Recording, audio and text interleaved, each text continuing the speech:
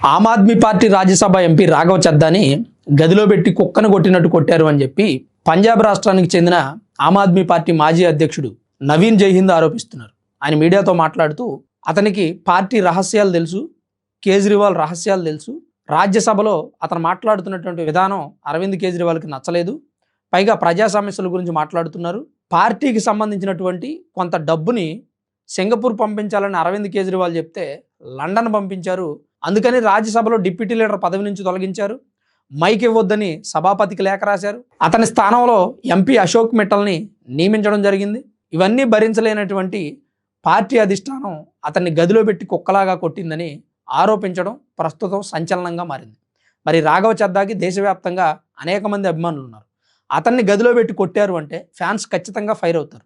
రాఘవ చద్దాని కొట్టిన ఈ విషయం సోషల్ మీడియాలో వైరల్ అవుతుంది. ఇది ప్రజల దగ్గరికి పెద్ద ఎత్తున వెళితే, ప్రజలు గనక ఒక్కసారి ఆమ్ ఆద్మీ పార్టీ మీద తిరగబడితే పార్టీ భవిష్యత్తు ఏమైపోతుంది అనేది ప్రస్తుతం ప్రశ్నార్థకంగా మారింది.